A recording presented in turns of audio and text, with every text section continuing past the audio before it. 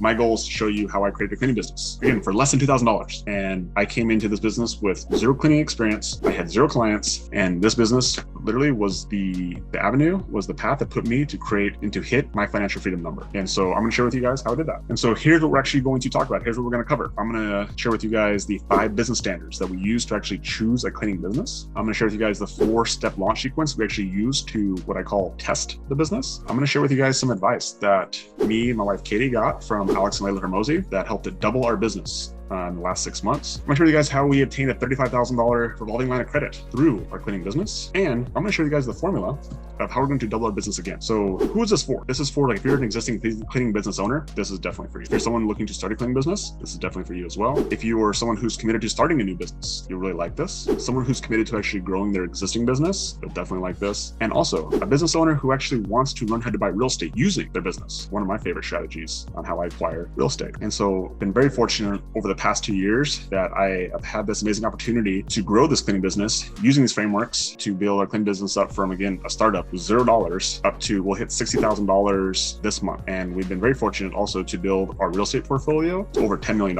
But I'll be honest with you guys, like 2 years ago, if I would have heard myself say that statement what I said tonight, I would have not believed it, right? So we just wanted to create passive income to become financially free. Like, that was just our first goal. We just thought that if we had enough real estate that paid for our personal expenses, then we would be set, we'd be free. We were just like, that's what we wanted, right? We got that from, like, old Rich Dad Poor Dad, Kiyosaki. And so that was our goal. I made that my mission. And we wrote it down, and we spent so many days tracking our expenses, tracking our income, seeing exactly what that number was. And when we finally came up with it, we had a clear target on what we were going for. And then at that time was like, okay, now we have a clear target. Now, how do we actually do this? How do we actually go buy real estate? Because we didn't have a ton of money. We didn't have any real estate experience. I didn't have a rich uncle. I knew nothing about real estate outside of that. I wanted to own it. And so I searched all the free content on YouTube, and I bought all the courses, and I eventually upgraded, and I paid for lots of mentorships. And it was through one of those mentorships that I ended up in Las Vegas in October of 2020 at a private mastermind with Chris Crone. But the reason that we were at this private mastermind was because Kate and I were frustrated. We were frustrated because, like, we felt like we had the skills. We felt like we had the desire to actually become financially free, but we didn't have, like, a game plan. We didn't have a path. We didn't know how to, like, take all the pieces that we currently had and, like, make them fit to give us the straight shot at hitting financial freedom. Up to that point, we had a fitness business for the past 7 years. It started as a personal training gym, turned into, like, a group training facility, and then we ended up morphing it into an online training facility right before COVID. So we were kind of on the front edge of online training, which we were very fortunate on that end. But it wasn't the right vehicle for us, and we just knew that. It was a lot of work for me specifically, and it was a really hard business to scale myself out of, because as soon as I scaled myself out of it and I tried to put a coach or somebody else in there, like, that relationship that I had built with this client just was never quite right. And then that client would leave, and I had to replace them, and it was really expensive to find new clients. And so we just were like, this is not the right vehicle for us. And so when we went to that mastermind, it was life-changing. But through that mastermind, we got a lot of our beliefs broke, and, like, so much so that at the end of that mastermind, Katie and I paid for an extra night the Winds where we were staying at, just so we could, like, start taking action on all the information that we had just learned from that mastermind.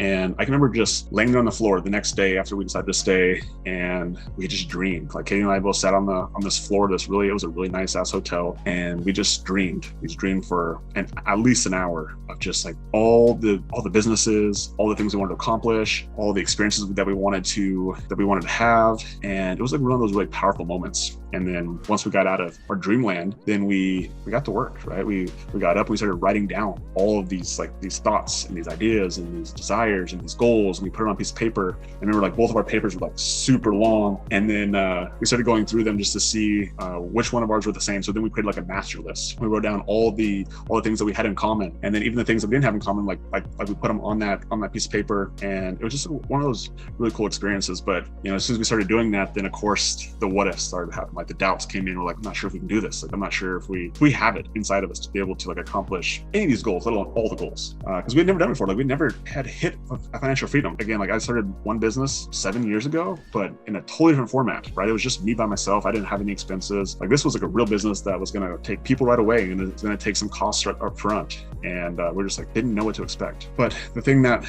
we had is we had each other to know that no matter what happened, under the worst circumstances, that we would be there for each other. together, and because we were doing it together. And that was a really cool experience too, because at that point, like I started the fitness business, we had dabbled a little bit in real estate, but we never actually like started something together. So this was like the first thing that we started together.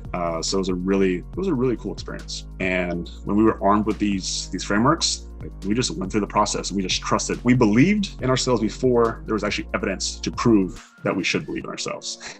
And we were very fortunate to come out on the other side with a profitable little business. And our goal was honestly just to use all the business knowledge and experience that we had from running the fitness business and just like, how do we transfer all that over into this new cleaning business? And so while it definitely took a while to get going, I can remember sitting there the very first month just hammering out sales, and like I was using a fitness script, but I transferred over, from wanting to lose weight and trying to change your body to would you like your house cleaned? And one of the first times, it was like the second clean that we did that I had sold. Why should we expect to be good at something if we don't have any reason? We don't have any history of being good at something, then of course, why wouldn't we suck at it? And we did. We definitely sucked at running the cleaning business for a while. We got good enough that we were able to make enough progress. Like this business that I've loved from the start of it.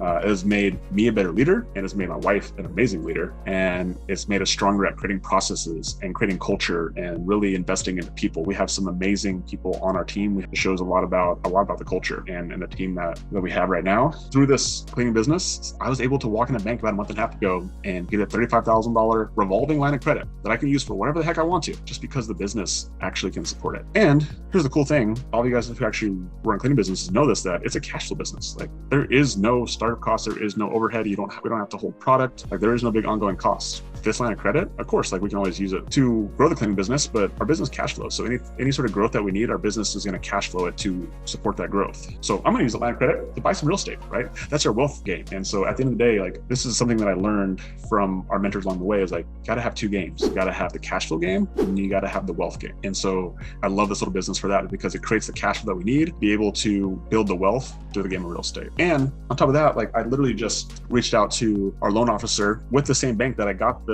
line of credit from. I said, hey, what could we qualify for if we were to actually look at buying a building? And after running some numbers, she's like, you guys could qualify for a $620,000 loan, right? So do the math on that, that's 0.5%. So probably $750,000, $800,000 building that we could buy with our cleaning business. And if we pair that with a little SBA action, we're looking for a building right now, and we're going to use none of our own money. We could use that line of credit as a way to cover some of that entry cost. I understand creative real estate as well, that I can figure out how to bring in a private money lender. And our goal is always to buy a building. My goal with the cleaning business is to buy a building that we have other tenants in. So it's not just a 1 unit, but it'll be a 2, 3, 4 unit building. They will pay for the mortgage. We'll have a building that appreciates, that the loan is getting paid down, and we're going to have somebody else pay for it. We're going to have our tenants pay for that as well. And our goal is not to come out of pocket at all. So whether we use a line of credit or bring in a partner, we won't pay for this building either. So that, my friends, is what gets me excited. And that's what I want to share with you guys, is how we started a little side hustle and turn that little side hustle into a main hustle that spits off cash flow every single month. And it's literally helping us build our wealth through the game of real estate. Let's get started with framework number 1, which is the 5 business standards. And so 5 business standards, big shout out to Chris. We learned these at this mastermind in Vegas. And so once we learned these, I was like, oh my gosh, the business I'm currently in, fitness, does not meet these standards. Like I would not restart my fitness business based on these 5 standards. And that was at the moment I realized that my gut was right. Like the fitness business wasn't the one that was going to create financial freedom for me. There was something missing. And so those 5 business standards, we'll start with number 1. The first one is you got to have healthy profit margins. So what is healthy profit margins? Healthy profit margin means that you must have at least a 25% plus profit margin. That means after you pay your employees, that means after you pay for your supplies, it means after you pay for your payroll taxes, after you pay all the expenses that are inside your business, your marketing cost, your CRM cost, your software costs, there has to be at least 25% left over for you as the owner. So the reason you want that is because like this is a cash flow business. Like you're not going to create wealth with a cleaning business aside, or most small businesses. Okay. And so you need these businesses to actually create cash flow, to create money for you that you could then take that money and create wealth. How do you declare or how do you understand what a profit margin is? The math is relatively simple, but I think it's important that we go through it. If you have $100 of revenue that comes into your business and you have $75 of expenses, you literally just take that 75 divided into 100 and you'll get your profit margin. margin. So in this case, you would get 25%. So simple math. And so your goal, whether you have a business or whether you're looking to start a business, is that you want at least 25% margin. I recommend actually shooting for something higher, because there's going to be expenses. There's going to be things that come up that are going to bring your product margin down, I promise you, right? And so this is specifically for like a service-based business when you're dealing with staff and employees. Like some businesses, again, specifically the cleaning business, our biggest expense is our staff and our employees. It's a literally like a cleaner business. So majority of our gross expenses are from staff. The next business standard, so that's business standard number 1. Business standard number 2, leads. Where are you getting your customers from? Where are your ideal people who are going to pay you money? Like, where are they hiding at? And so you must have an abundance of lead sources. Okay. Is it easy to find people who want their houses cleaned on the internet? Yes, it is. Like, there's a lot, like your target market is anyone who has a house, right? Anyone who wants a clean house. It's actually very similar to weight loss. Like, every single person on some level wants to lose weight. Shoot, like, I'm pretty jacked and I still want to get leaner, right? And so do you have an abundant lead sources? And so the thing I like about the cleaning business is that our clients, we're on the internet. It's a consumer product. So if we have our clients on social media, you might have networks of people that you might have access to that you can get even more leads from. But ultimately, it's like, can I actually reach my ideal customer?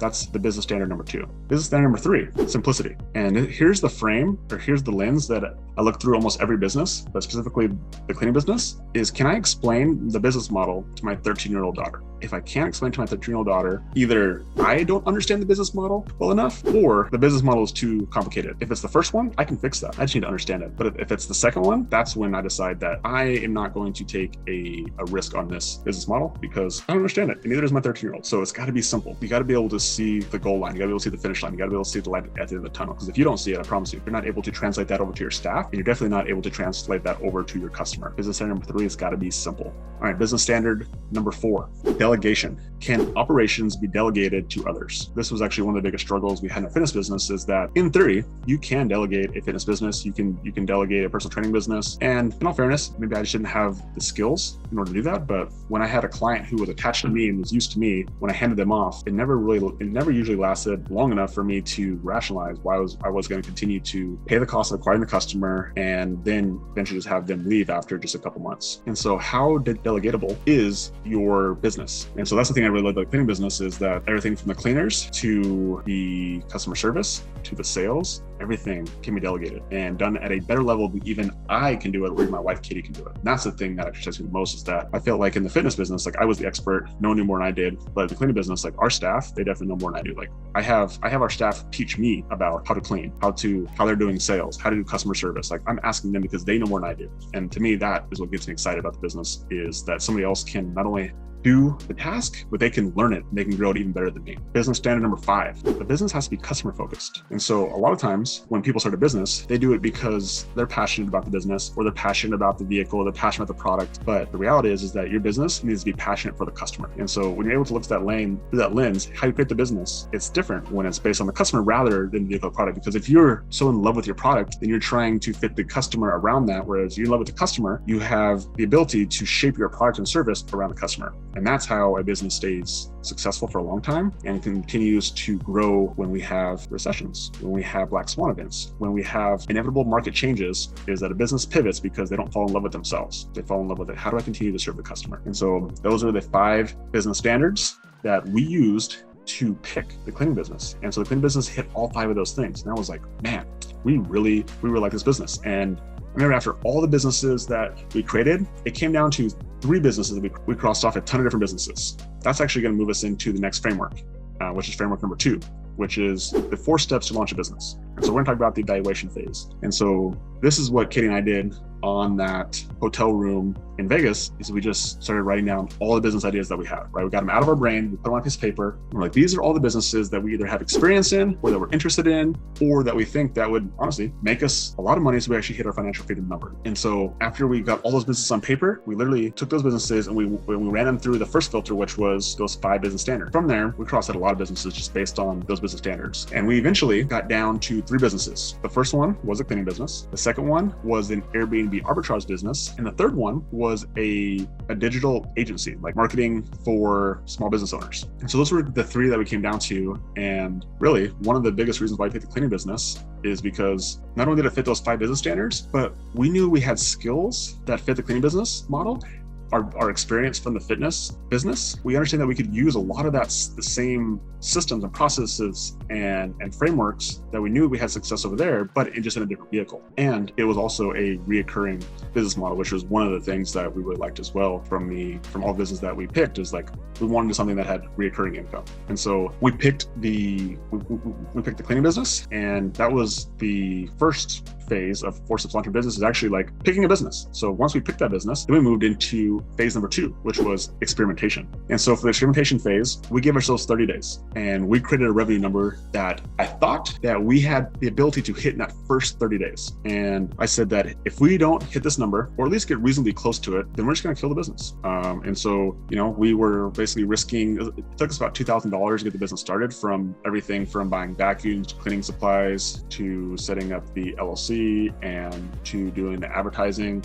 So it was about $2,000 that it took for us to actually start the business. And after 30 days, I think we ended up hitting about $4,500 in revenue for the first 30 days. And our goal was like $7,000, right? And so even though we came short on that arbitrary goal that I set, again, keep in mind it was arbitrary. I understood that it was arbitrary, but I was like, I like this business. And by doing it for the first 30 days, I was like, this is something that I can see myself doing for a long time. And so I think there's another piece of that too, is like, you need to obviously be able to prove concept by actually making money in the business in the first 30 days. But then after that, I also asked myself the question of like, do I like this business? Can I see myself doing this business? Or do I like the customers? Do I like the people who I'm going to be around? And I just really liked the business from day one.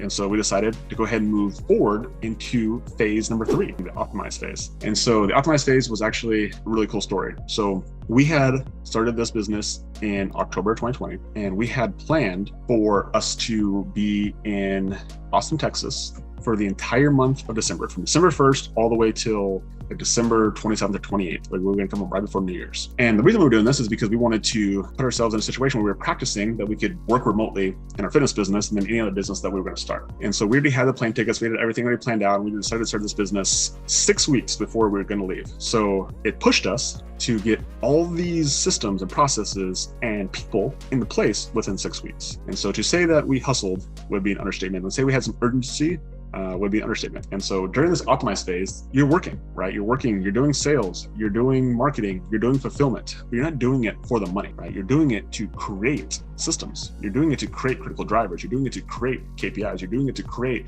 your SOPs that you can eventually hand off to somebody else, and they can do even a better job than you can. And so we did that over the first 6 weeks. And by the time December 1st came around, we had our first employee of Bozeman 5-Star Cleaning. It happened to be our nanny at the time. And she transitioned from being our nanny, because we were going to be gone for a month, into our first full-time cleaner. And my wife transitioned over to doing sales. And that's how this whole business started. We put ourselves to a deadline. And the first month was, again, there was lots of headaches. There was lots of problems. And we were very blessed to have Katie step up to the plate and make that transition. And from there, Katie is still on our team today. She, outside of my wife, she runs the company.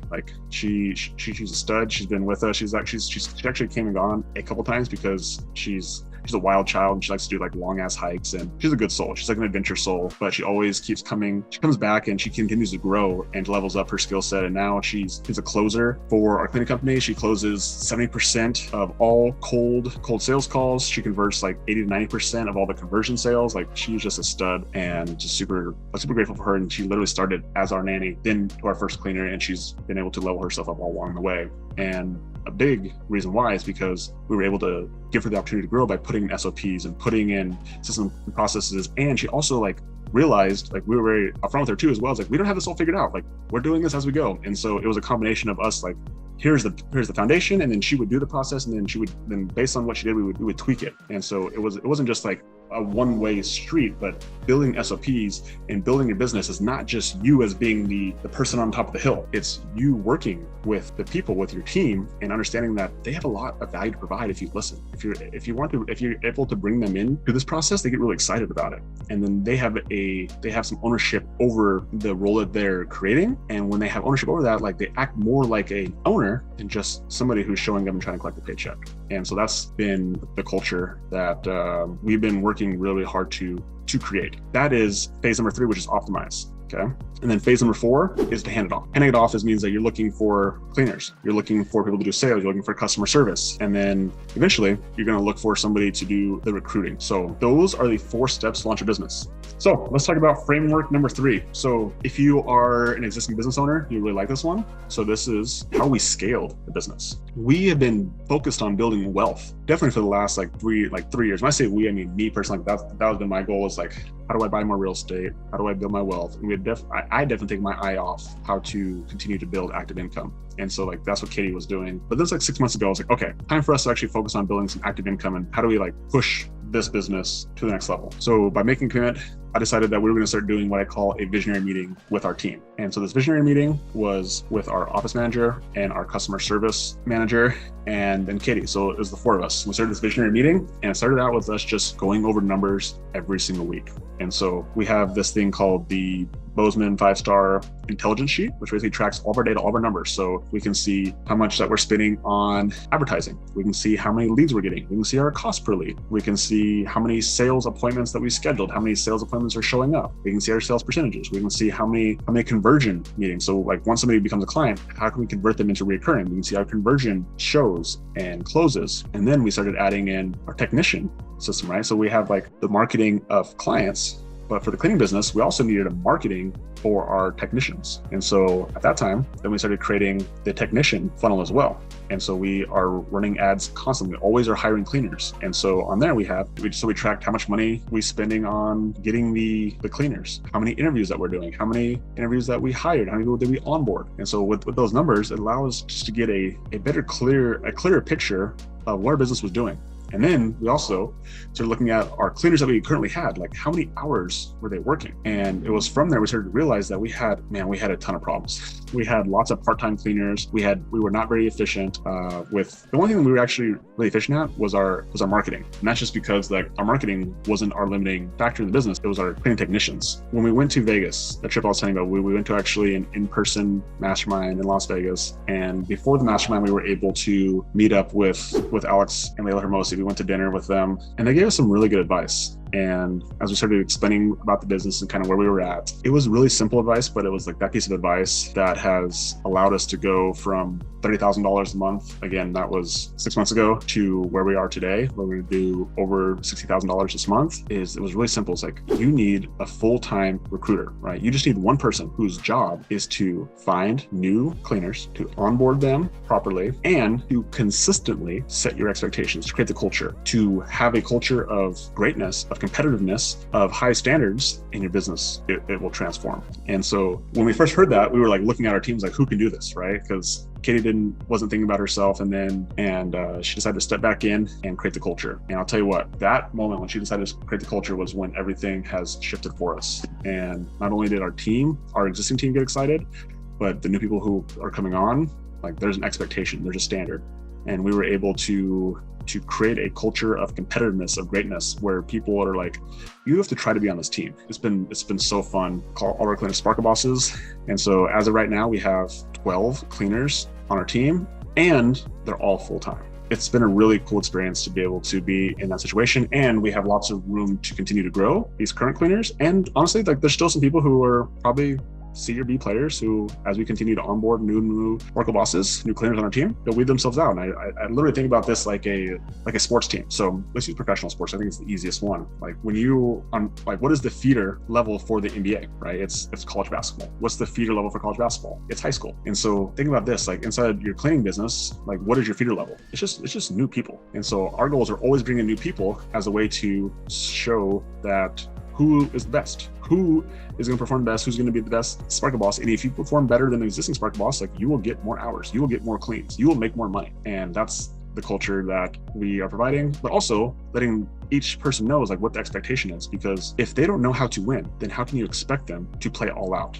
And that's something that we learned as business owners, is that the reason why our original Sparkle Bosses were not successful is because we didn't teach them how to win. We didn't create the game, we didn't set the rules, and we didn't hold them to the standard that they said they wanted to achieve when they came in. And so it was on us. And because it was on us, we were able to keep the control and say, you know what? We made a mistake. We did a disservice to all you guys by, number one, not telling you guys how to win. But number two is by just letting anybody and everybody on this team. And so going forward, again, we reset a new expectation.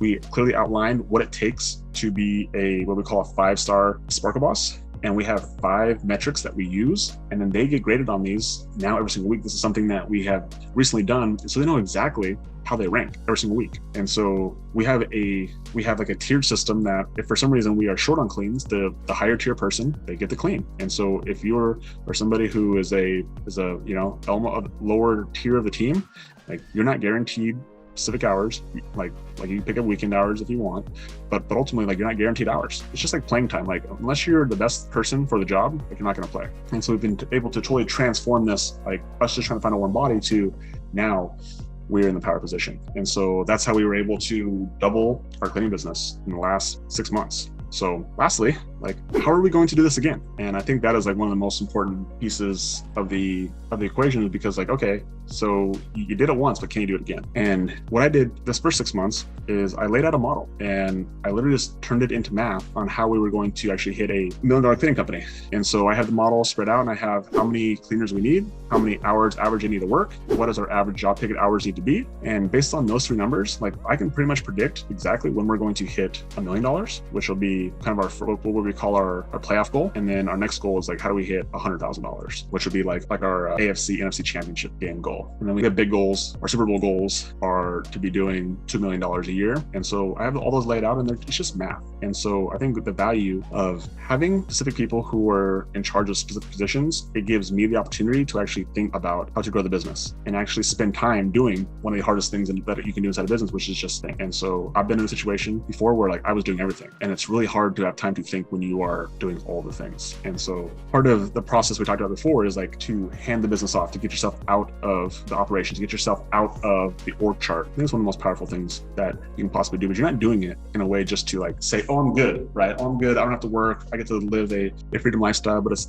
the opportunity to give you some chance to think, and to think from a logical point of view, and be able to run math equations to see, well, how do I do this? Like if I just turn everything into math, then all of a sudden it just becomes predictable. Now we just need to look at how many hours are these cleaners working? So why are these cleaners, on average, that we need 27 hours for each cleaner to work? Why do we have one cleaner down here at 14? Like what's going on with her? Oh, she's part-time. Oh, well, can't she be full-time? Well, she can because she's got another job. Oh, well, maybe we need to get rid of her because she's not helping us get to where we want to go, right? Like that's kind of the decision-making that makes us turn a situation that seemed like emotional, like, but I really like Danny. I really like this girl. It's like, but the math says that she's hurting our chances of actually hitting our goal. And then same thing back to, if we need to average $55 for every job ticket hour, and we're sitting at, let's say 45 or 50, it's like, why are our prices down, right? Do we need to raise our prices? Are we having too many correction claims? Why is the reason that we're not averaging at least $55 per job ticket hour? And when we have our baseline, it's like, oh, well, we were training last week. So when we're training somebody, it costs us money to train. So that brings the $55 job ticket hour down. When we take that number out, it's like, okay, we're on track.